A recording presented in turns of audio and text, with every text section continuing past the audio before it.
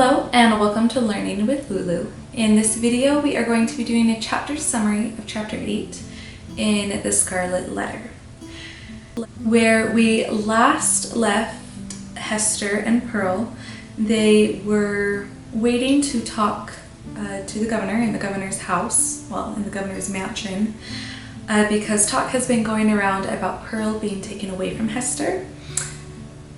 And Hester is essentially here to plead for her right to keep her own child, who she's taken very good care of.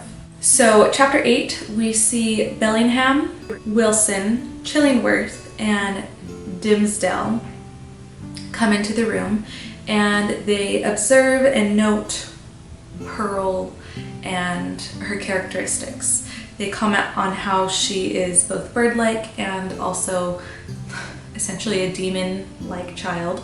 It's Pearl that they first notice, and then Hester.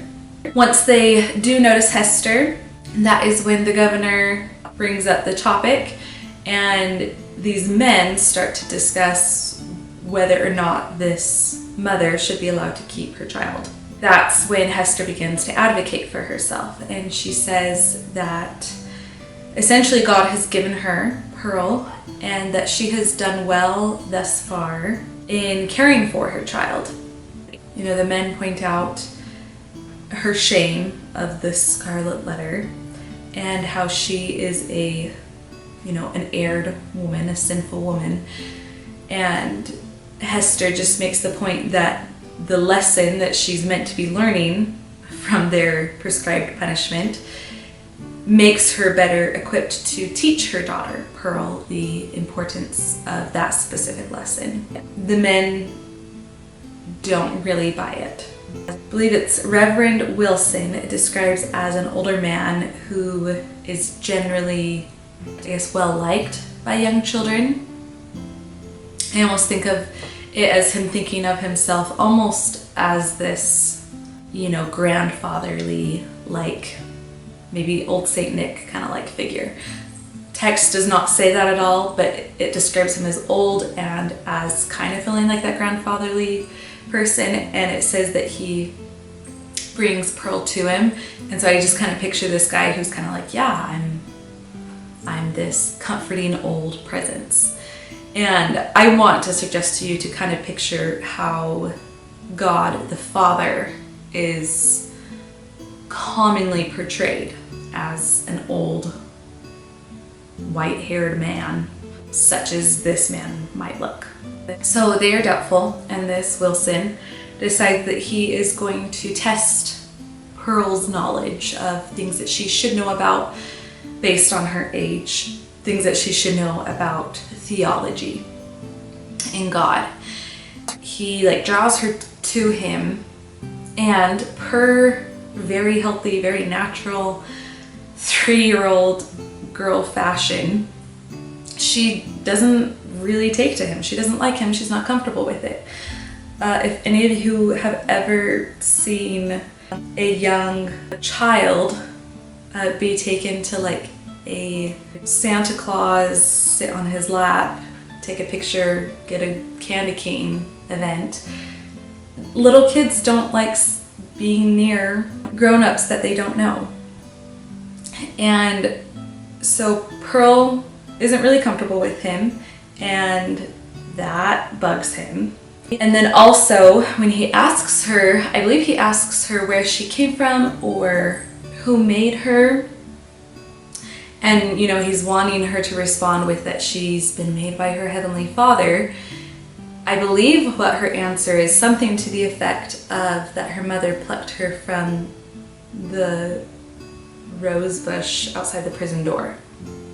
I'm pretty sure that's what she says. The irony, not just of religion at that time, but even still religion today, is this insistence on God the Father as the creator.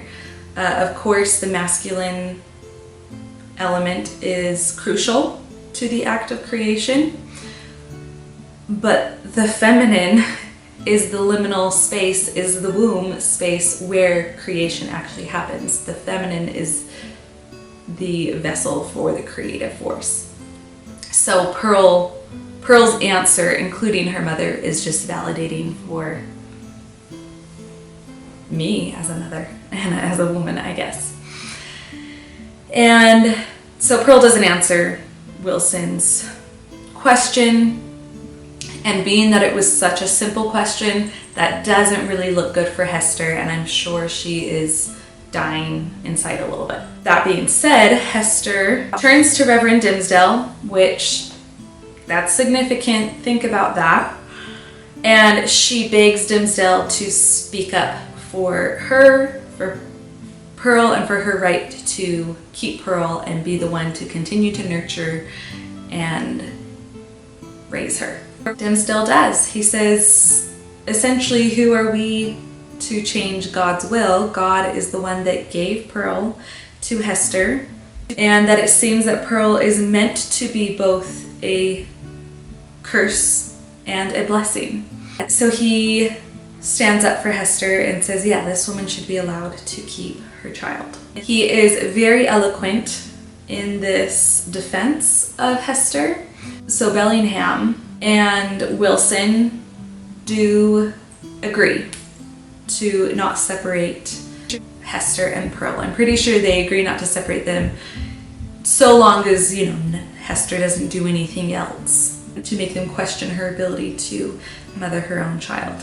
Pearl, in juxtaposition to her not liking this old kind of God the Father type looking man, I don't know if it's quite in response to Dimsdale saying that she can stay with her mother, but perhaps just Dimsdale talking and drawing attention to himself from Pearl. Pearl is inclined towards him, which again, there's something there. There's this natural inclination. And Pearl goes up to him and presses her little cheek to his hand. It's this very affectionate little moment. And Chillingworth seems annoyed that Hester won this battle, and he doesn't really want to lay down his battle axe, so he metaphorically, so he says, we need to figure out who her lover was, who is Pearl's father. The other men are like, you know what? Let's let God reveal it when God deems it the right time to reveal that knowledge. So Hester has, again, like I said, won this little battle, and she gets to keep her daughter Pearl with her. And so as Hester is leaving the mansion, the governor's sister who lives there, whose name is Mistress Hibbins, she pokes her head out a window as Hester is outside the mansion, I guess, leaving. She says, like, hey, Hester, are you gonna come to our witches gathering in the woods later tonight? Hester says, you know what?